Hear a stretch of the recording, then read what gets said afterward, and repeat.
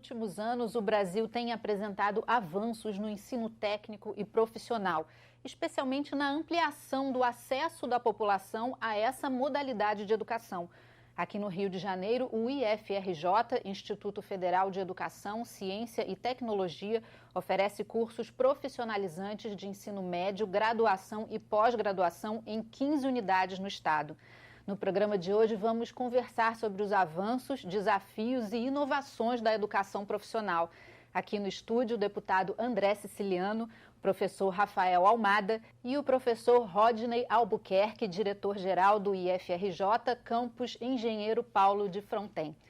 Obrigada a presença de todos. Deputado, gostaria que a gente começasse o programa falando dessa expansão da rede de ensino profissionalizante nos últimos anos, de 2002 para cá. Bem, na verdade, eu participei um pouquinho dessa luta, porque a cidade de Paracambi tem um campus, né? Eu lembro bem, esse campus foi criado em 2003 por um decreto no mês de julho de 2003. O Brasil viveu nos últimos anos uma explosão de escolas técnicas.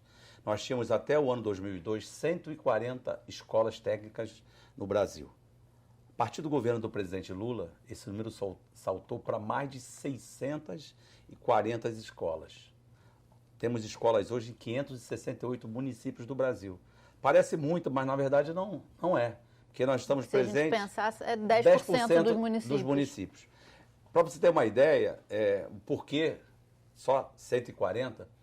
Haviam acordos com organismos internacionais que exigiam, ao exemplo do FMI, no último acordo que o Fernando Henrique assinou com o FMI em 2002, proibia a ampliação de número de escolas técnicas no Brasil. Então, toda a história do Brasil, 140 escolas técnicas. Veio o presidente Lula, amplia enormemente as escolas técnicas, amplia os números de universidades, campos. Então, foi um salto grande, guardado as proporções, para 12 anos de mandato, depois um ano seguido da presidenta Dilma. Então, na verdade, de 2002 a 2014, depois com o segundo mandato da Dilma, quase quadruplicou o número de escolas. Na verdade, né, multiplicou por 4. E aqui no Rio de Janeiro, como é a experiência? O senhor pode falar sobre o município de Paracambi, né? Lá em Paracambi, a gente teve a felicidade de ter uma escola técnica. Essa escola técnica em Paracambi foi criada por decreto em 2003. Só que se criou por decreto, depois tinha que concursar, né, os profissionais da unidade. E aí eu fiquei de 2003 até 2006 indo no Ministério do Planejamento, Ministério da Educação, Casa Civil. Eu fiz um tour. Um tour pelo governo federal, mas conseguimos. No dia 9 de junho de 2006, o presidente Lula esteve em Paracambi, inaugurando a escola técnica da cidade de Paracambi. Uma escola que tem potencial para ter até 17 mil alunos. Lá a escola está instalada num antigo prédio de uma indústria têxtil. Essa indústria chegou a ter 5.300 operários. Essa indústria chamava-se Brasil Industrial. E a gente, nessa fábrica antiga, o município adquiriu, fez reforma, e lá está instalado não só o Instituto Federal, como também uma escola de música Vila Lobos, uma companhia municipal de balé.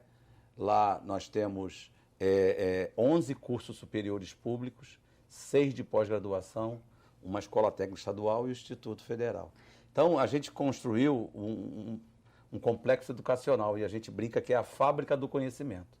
Então, por conta dessa política de expansão, de levar conhecimento e ampliar, né, o número de escolas técnicas, só o Rio de Janeiro hoje, nós temos mais de 30 escolas técnicas federais. Se nós contarmos aí com o Cefet, com o Instituto, né? Então, foi um avanço grande. Precisamos avançar mais? Precisamos. Porque o que a gente vê é que a gente precisa dar um ensino público de qualidade, isso vem do ensino infantil, do ensino fundamental, mas criar também a perspectiva do ensino médio técnico, para que a gente possa ter mão de obra qualificada e com a empregabilidade. Porque não adianta também você poder oferecer cursos técnicos se não tem empregabilidade. E isso o Instituto faz bem, porque ele potencializa aonde ele está instalado ali na região, eles sempre procuram saber ali a indústria, o turismo, o serviço, o que tem de demanda ali. Então isso é muito importante também. Eu gostaria que os professores explicassem um pouco como funciona o IFRJ. São 15 campos, né, no estado do Rio de Janeiro. Quais são os cursos oferecidos? Quantos alunos devem ter hoje em dia, mais ou menos, para a gente conhecer um pouquinho a instituição? Ok, Fernanda, eu queria antes de mais nada agradecer a presença aqui, a participação, estar aqui com o Rodney e principalmente com o André Siciliano, que na época que foi prefeito, né, da cidade de Paracambi, potencializou muito a expansão do ensino técnico.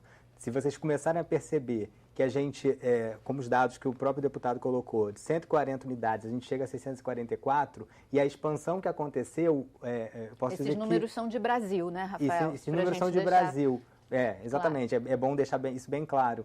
Mas, em termos de expansão, o próprio modelo da prefeitura entrar em parceria com o governo federal para conseguir fazer expansão, na época, Paracambi foi um exemplo de pioneirismo nessa relação entre prefeitura, ceder espaço, e o governo federal vir com toda a infraestrutura, contribuir com a própria seleção dos professores. Então, isso ajudou muito. Então, eu acho que o grande momento de expansão do ensino técnico, ele se deve principalmente na relação prefeituras e governo federal. Isso foi muito importante no momento que a expansão aconteceu. Outro ponto importante é a própria criação dos institutos federais. É bom, antes até da gente colocar o Instituto Federal do Rio de Janeiro, falar um pouco que essa nova instituição, ela mescla dentro da educação profissional, né? Porque a gente sabe que a educação profissional, ela envolve cursos de curta duração, aqueles de qualificação profissional, que forma para o trabalho, que forma numa área específica do conhecimento, os cursos técnicos, que são aqueles maiores, né, os cursos maiores que estão atrelados ao ensino médio, né, e aí pode ser para aquela pessoa que já tem o ensino médio, quer fazer uma formação técnica. Ou que faz ao mesmo tempo. Ou que faz ao mesmo tempo, que a gente chama de curso... tem o concomitante e o integral. O integral é quando o ensino médio está junto com o ensino técnico. O concomitante, ele faz também, mas pode ser em escolas diferentes. Ah, entendi. Então, hoje a legislação, e inclusive a legislação, a parte da educação profissional, na Lei de Diretrizes e Base, ela tem um capítulo específico que foi permanecido mesmo com as reformas que se tiveram nesses últimos meses em relação ao ensino médio. Então, a gente ainda continua com um capítulo lá da educação profissional que fala exatamente dessa formação. Outro ponto importante, que eu acho que é para a gente destacar também, que se você perceber, se você tem curso de curta duração, cursos técnicos e o curso superior, né, o tecnólogo, o mestrado profissional, existe pós-graduação, que é o mestrado profissional, que é focado para a formação, para a inovação, para o trabalho. Isso também é importante destacar. Então, se a gente percebe isso tudo, a gente consegue observar que a educação profissional ela consegue pegar desde o início da formação até uma formação mais avançada de pós-graduação. Então, esse é o diferencial que os institutos trazem. Então, hoje o Instituto Federal do Rio de Janeiro tem 15 campos no estado do Rio de Janeiro. Ele pega principalmente a região metropolitana e a região sul-fluminense. A gente tem outra instituição parceira, que é o Instituto Federal Fluminense, que pega a região mais noroeste do estado, mais a região dos lagos, ele pega mais essa região. E outro parceiro também é o Cefet, Centro Federal de Educação Profissional e Tecnológica, Celso Sukov, e o Pedro II, que faz parte desta rede e dessa nova legislação que foi criada, né, no mandato do presidente Lula, né, que a lei que cria os institutos ela foi criada em 2008. A lei foi assinada no final de 2008 e a partir daí existem os institutos federais em todo o país. A gente tem no Rio, no estado do Rio, a gente tem quantos institutos federais de ensino técnico? Temos 2 institutos federais, o Instituto Federal do Rio de Janeiro e o Instituto Federal Fluminense. Sim. Que aí tem os campos. Paracambi é um. Sim, desculpa, eu quis dizer quantas unidades que a gente... sim. A gente tem em torno de 30. 30 unidades. E elas estão bem distribuídas no estado? Sim. Obviamente, assim, a gente tem ainda uma região do estado, da região serrana, que a gente tem poucas unidades. Né? Tem a região também lá no sul fluminense, mais no extremo sul fluminense também, que a gente tem ainda demanda para campos. Né? Ou seja, esse número pode crescer. Exatamente. Porque se você comparar com alguns outros estados, está muito mais distribuído. No Rio de Janeiro a gente precisa expandir. Seja a educação ligada às instituições federais, ou seja, as parcerias com as instituições estaduais, que eu acho que complementa a formação. Né? É que, na verdade, quando eu falo da ampliação a partir de 2003, é porque, por exemplo, Paracambi foi criado por decreto em 2003, começou a funcionar em 2006, mas era o Cefet. Depois cria-se o Instituto Federal em 2008, que vem e engloba os Cefets. Então, as unidades de escolas técnicas, porque eu gosto de falar das unidades, são mais de 30. E no Brasil saltou de 140 para mais de 640. Então, esse salto imenso se deu nos 2 primeiros mandatos do presidente Lula. E a gente conta não só em Paracambi, na Baixada Fluminense também tem Nova Iguaçu e Nilópolis, mas nós temos uma também vizinha ali de Paracambi, que é Engenheiro Paulo de Fronten, que nós estamos aqui. Gostaria de ouvir o professor Rodney falar um pouquinho como é que funciona essa unidade desse município, Engenheiro Paulo de Fronten. Então, Engenheiro Paulo de Fronten fica numa região chamada Centro-Sul Fluminense. É uma região do estado que ficou historicamente afastada de políticas públicas para a educação. Tem boas escolas das redes municipais, estaduais, mas a rede federal não chegava lá. Então, para nós foi uma grande satisfação. Só para a gente localizar ali os municípios próximos, né, que o senhor me falou, Sim. Vassouras, Miguel Pereira. Vizinho de Paracambi. Paracambi. São os vizinhos lá. São os vizinhos. Sim, mas essa vizinhança parece que é muito próxima, a gente está na região metropolitana, acho que tudo muito é próximo, mas nós estamos localizados num ponto que de certa medida, distante, onde o campus é instalado. Então, ele atende uma população que estava carente de acesso à educação profissional técnica e tecnológica e passa a oferecer uma educação de qualidade, tanto no ensino médio, quanto em cursos superiores, em programas como os Mulheres 1000, como nós atuamos também no Pronatec, como nós atuamos em cursos FIC, de formação inicial continuada. Então, o senhor tem quantos alunos hoje? Hoje, em torno de 300 alunos. 300 alunos. E quais são os cursos oferecidos lá? Então, nós temos o curso técnico de informática para a internet, é um curso oferecido na modalidade concomitante e subsequente, e esse curso atende uma população local, ou seja, ele atende ali o estudante que estuda numa escola estadual e vai lá fazer a complementação da sua educação, saindo de lá com uma profissão. Ou aquele que já concluiu o subsequente, que ele já concluiu o seu ensino médio e vai ali nos procura para encontrar essa formação profissional no mercado de trabalho. Já no ensino superior, nós acabamos de ter agora o curso reconhecido, né, de graduação, curso superior de tecnologia em jogos digitais. Essa experiência nossa, ela é considerada por muitos como pioneira por ser por ser o primeiro curso federal de jogos digitais do país. E já tem uma turma funcionando? Na verdade, hoje nós temos 5 turmas, e estamos indo para a última turma, que é a 6ª turma e concluir. Então já tem turmas formadas. Isso, mas eles vão turmas formadas, mas a formação mesmo, a conclusão do curso só vai se dar no próximo ano. É importante, Fernanda, que a entrada nesses cursos são provas. Sim. Você, quando abre por Paracambi, o Engenheiro Paulo de Fronten, como esse curso é um curso que é o primeiro do Brasil, na verdade, curso técnico federal, vem alunos de todo o país para concorrer à vaga, tem que fazer uma prova. Então é como se fosse um vestibular, não é? Então o SISU, que o deputado está se referindo, como ele é uma prova de abrangência nacional, nós temos demandas, eu já fiz esse levantamento, de Roraima, do Acre, do Rio Grande do Sul. Vem pessoas desses estados estudar aqui. Em torno de 25% dos alunos são de São Paulo. Em torno de 35% dos alunos são do Rio de Janeiro.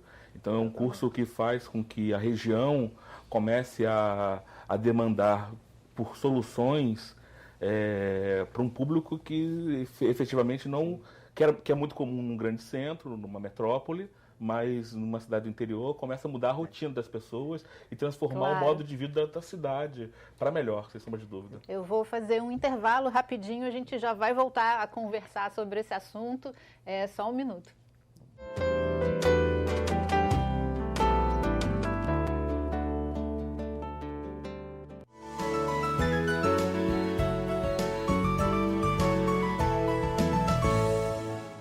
O Beco dos Barbeiros é uma estreita passagem construída no século XVIII que liga a Rua 1º de Março à Rua do Carmo. De um lado, ao longo do beco, fica a lateral da Igreja da Ordem Terceira do Carmo e do outro, bares e restaurantes. O beco recebeu este nome porque era o local preferido para a moradia dos barbeiros, que naquela época exerciam outras funções, como arrancar dentes sem anestesia e alguns tratamentos médicos com o uso de sanguessugas para extrair sangue dos doentes. Por algum tempo, no século XX, o Beco dos Barbeiros chegou a ser chamado de Travessa 11 de Agosto, mas o antigo nome acabou prevalecendo. Ainda nos dias de hoje, o Beco dos Barbeiros é bem movimentado, pois é um ponto de passagem de quem vem da região central da cidade para pegar o ônibus em direção à Zona Norte ou para quem se dirige à Praça 15 para pegar a barca.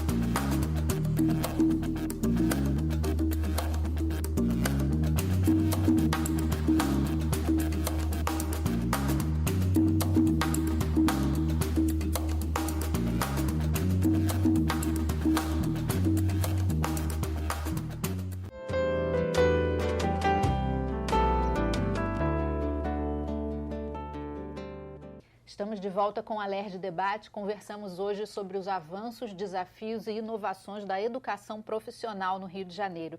Deputado, a gente vive agora um período de bastante desemprego no país, né? O ensino técnico pode ser uma saída? Eu não tenho dúvida, né? Agora, Fernanda, acontece uma distorção.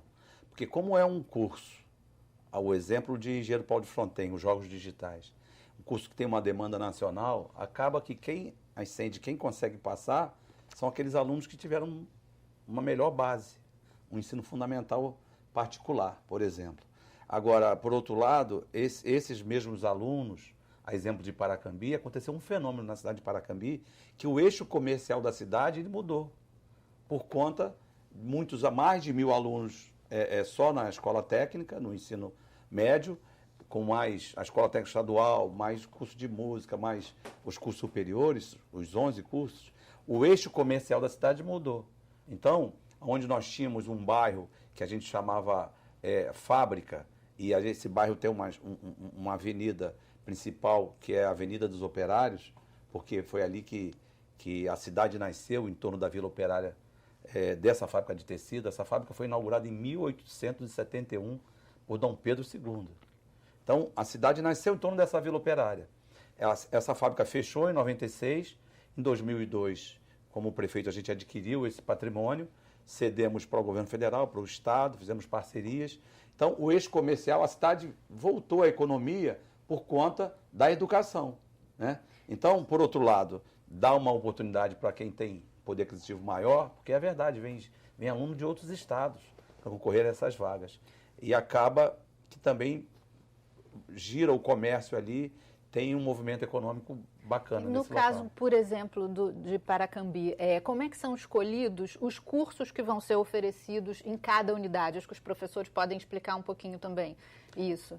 Não são os mesmos cursos nas unidades, né? No caso do IFRJ, 15 unidades. Você pode ou utilizar uma cadeia produtiva que já existe na região e potencializar, né? Ou Sim. Você pode até criar novas cadeias produtivas. Um exemplo claro é Engenheiro Paulo de Fronten, que não necessariamente a região tinha um potencial na área de tecnologia, né? E passou hoje a ter exatamente pela implementação do campus criado. lá. Exatamente. Então, mas também pode se adaptar a uma demanda que já existe. Exatamente. Né? Por exemplo, o nosso campus em Caxias, exemplo? Ele fica próximo à refinaria Duque de Caxias. Então, lá os cursos são focados na área de petróleo, na área de gás, né? São cursos específicos que a região também pedia. Então, quando se cria um novo campus, esse estudo de demanda, esse estudo de cadeia produtiva, ele é feito para identificar o melhor potencial ou gerar novos potenciais.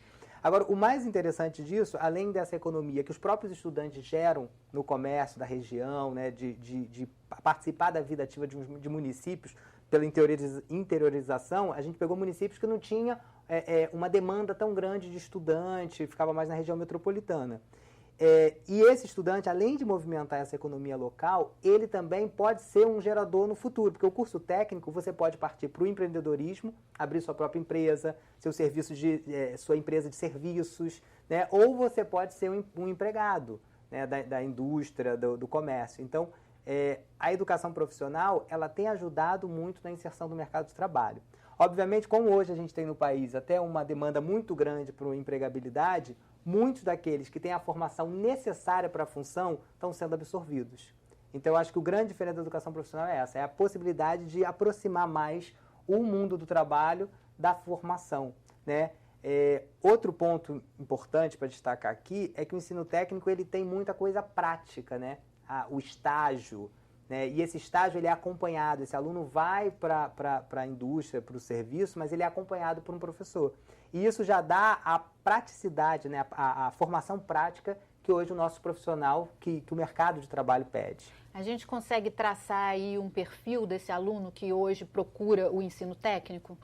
Então, o perfil é o mais variado possível, porque as vocações, elas surgem, são prementes, mas não apenas isso. As vocações, elas também às vezes estão condicionadas a oportunidades. Então, hoje, como o sistema ele é muito dinâmico e o Ministério da Educação criou mecanismos mais automatizados e que dão mais oportunidades para você escolher uma carreira, às vezes existe o elemento da oportunidade, o elemento da vontade e da vocação. No caso dos jogos digitais, a vontade... Os jovens adoram videogames, é uma indústria bilionária, enorme. E que absorve mão de obra. Que absorve mão de obra. Muitas pessoas falam que o Brasil é o quarto mercado mundial de jogos, falam com muito orgulho disso. Eu acho que nós temos que passar a ser não mercado consumidor, André. Nós temos que ser mercado produtor de jogos, porque aí nós estamos pensando na política de desenvolvimento industrial, na política de propriedade industrial, propriedade intelectual, estamos pensando em geração de empregos, estamos pensando na criação de escultores online, estamos pensando em designers, em game designers, estamos pensando em produtores de sound designers. Então, são carreiras que o brasileiro tem o Fluminense, o brasileiro, ele tem plena condição de desenvolver e ajuda numa perspectiva apenas de um eixo principal do Estado. Às vezes o Estado precisa diversificar suas formas de atuação econômica, não apenas ficar focado em um grande eixo. Claro que os grandes eixos são grandes formadores de emprego, a cadeia do petróleo, a cadeia automobilística, mas isso não pode significar que sejamos sempre presos àquela atividade econômica e arriscar desenvolver outras atividades, né? O Canadá faz muito isso. Aliás, nós temos 2 alunos nossos nesse momento que estão no Canadá fazendo intercâmbio nesse segmento de tecnologia. O campus criou interagiu junto com a prefeitura e mais uma parceria com a prefeitura, né? Mostra essa integração com cidades digitais, que criou em 2 distritos, em Sagrada Família do Tinguá e Morro Azul, em 3 pontos nesses 2 distritos, uma rede Wi-Fi gratuita e aberta. Então, os alunos que hoje já estão indo para lá, alguns já conseguem se beneficiar dessa rede. Então, começa a mudar a percepção da própria população, porque, do meu ponto de vista, acesso à tecnologia e à internet é fundamento da democracia. Acesso à informação é esteio da sociedade moderna e fundamental para garantir direitos e garantir o acesso à democracia. Então, exatamente, Rodney, só complementando até esse ponto importante da pensar a educação profissional para o empreendedorismo, para criar novas empresas, além da questão do estágio que vivencia, hoje a gente tem uma experiência muito interessante que o Rodney pode até pontuar, que é a questão da incubadora de empresas. Hoje o aluno ele pode surgir, principalmente na área de games, né, que hoje todo mundo usa o aplicativo, todo mundo usa um celular, todo mundo usa alguma tecnologia para alguma coisa. E hoje eles estão criando lá no campus deles, né, de Engenheiro Paulo de Fronten, uma incubadora que envolve diretamente os alunos, envolve os professores, né, Rodney? Nós estamos pleiteando a criação de uma incubadora no campus, porque entendemos qual é o grande polo de desenvolvimento de jogos no Brasil hoje. ainda é muito indie, ainda tem boas empresas, mas ainda são muito pequenas. Então não existe aquele local nesse setor da economia. Claro, São Paulo sempre vai ser São Paulo, Rio de Janeiro sempre vai ser Rio de Janeiro, Porto Alegre sempre vai ser Porto Alegre, Recife vai ser sempre Recife, que são grandes clusters. Mas ainda engatinha o mercado no país. Então, Paulo de Fronten lança uma proposta que hoje tramita em fase final, de criação de uma incubadora de empresa. Nossa expectativa é receber, nos próximos 4 anos, até 20 empresas de jogos digitais. E aí, à medida que você começa a pensar um curso de formação tecnológica, um curso com tecnólogo, onde os alunos aprendem custo, risco, escopo, qualidade, tempo, já para se planejar em ser um empreendedor com qualidade, porque nós sabemos hoje que as empresas nascem e morrem com muita facilidade. Então, o curso tem uma preocupação em formar aquele empreendedor, aquela pessoa que vai se desenvolver enquanto gestor do seu próprio negócio. Então, é fundamental que o Instituto não se esquive dessa responsabilidade. O desemprego hoje é muito grande e nós entendemos que sim, é imperativo ético, é papel fundamental dos institutos, por meio dessa incubadora de empresas, receber esses jovens do campus ou não, ou de fora também, mas que ali comece a se gerar um ecossistema de tecnologia e que, vamos analisar o Vale do Silício. Onde fica o Vale do Silício? Lá na Califórnia, do outro lado dos Estados Unidos, numa região que não é nem no centro de Los Angeles, por exemplo, um lugar afastado do centro urbano. Então, é possível. Paulo de Fronten está a apenas 2 horas da capital, está a 3 horas de São José dos Campos e a 4 horas de São José dos Campos e a 3 horas de Juiz de Fora. Do meu ponto de vista, nós estamos no ecossistema, no centro da região sudeste. Uma nós localização estamos no coração, privilegiada. No centro do coração, no coração da região sudeste. Fernanda, esse exemplo que o Rodney está dando, de atrair para lá empresas e fomentar os próprios estudantes, porque como a gente já falou aqui, o aluno vem do Brasil inteiro. São cursos novos que o aluno vai aprender a produzir os jogos digitais para internet, para videogame, cinema, né? Eu fiquei lá encantado, tem uma caneta que você vai escrevendo, vai aparecendo na tela, você vai construindo ali os personagens. Desenho animado.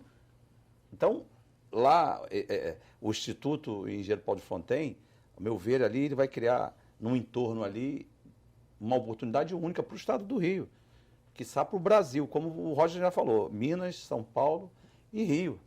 Porque é um local, lá no camping de Engenheiro Paulo de Fronten, era uma antiga escola, chamada Rodolfo Fux. Era uma escola ligada a... Lá foram... Uma parte do Rodolfo Fux, conhecido também como aprendizado, foi destinada a menores em vulnerabilidade social, menores... A instituição antiga, como é que existia? Era a Fundação Abrigo Cristo Redentor. Isso. Então tinha lá esses meninos que aprendiam lá panificação, gráfica, tinha outros torneiro mecânico, e fechou, tinha uma estrutura belíssima. Então o Estado, parceria com o governo municipal e agora com o governo federal, está dando uma ótima ocupação e, de novo, eu não tenho dúvida, não só para Engenheiro Paulo de Fronten, mas para toda a região, essa possibilidade de cursos de tecnologia, cursos únicos no Brasil, públicos. Né? E mais que isso, André, papel do Estado, porque senão fica muito concentrado aqui na região metropolitana. Eu acho que quando visionário, porque você teve em Paracambi, foi uma visão, você foi um visionário em Paracambi, mudando essa questão do eixo. Então, é importante pensar e desenvolver, né? e capilarizar. Vamos olhar o que é Campinas com a Unicamp, São Carlos com a UFSCar. Vamos olhar o interior de São Paulo. Por que o interior de São Paulo é rico? Parte do interior de São Paulo é muito rico, porque em um dado momento na sua história resolveu se investir em educação. Em Minas Gerais, Santa Rita do Sapucaí. Essas experiências são experiências que nos mostram de uma maneira muito clara e inequívoca. É importante, sim, fortalecer os arranjos produtivos locais e induzir novos arranjos produtivos para o desenvolvimento do Estado como um todo, porque é uma das formas, certamente, de promover mobilidade social ascendente e construir um melhor desenvolvimento econômico, distribuição econômica para as cidades do interior do Estado. Obrigada, professor Rodney. Obrigada, professor Rafael.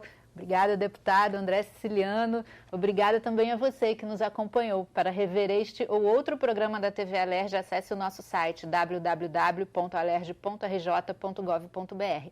E nós queremos saber a sua opinião. Escreva para alerjdebate@tvalerj.tv. Até a próxima. TV Alerj, o canal do povo fluminense.